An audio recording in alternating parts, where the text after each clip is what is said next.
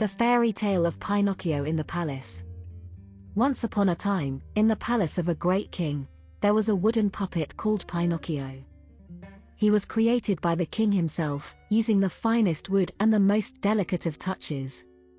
Despite being made of wood, Pinocchio had a lot of fun, learning new things and exploring the palace. Everywhere he went, he was met with admiration, as he was the only wooden puppet in the entire kingdom.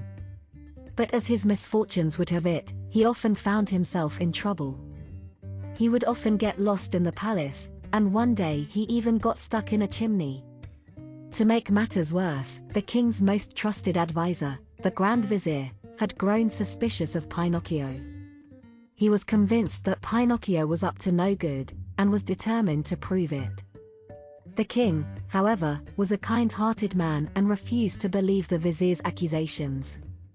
He decided to give Pinocchio a chance to prove himself, and sent him on a quest to retrieve a magical relic from the depths of the palace. Pinocchio, determined to prove his innocence, set out on his quest.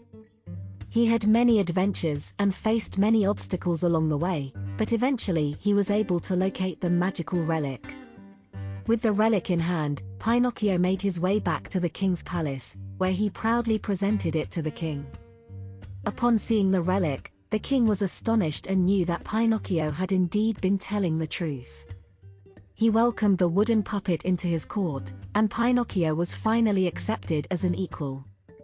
And so, Pinocchio lived happily ever after in the palace of the great king. He became a trusted advisor and a loyal friend, and his adventures were remembered by all.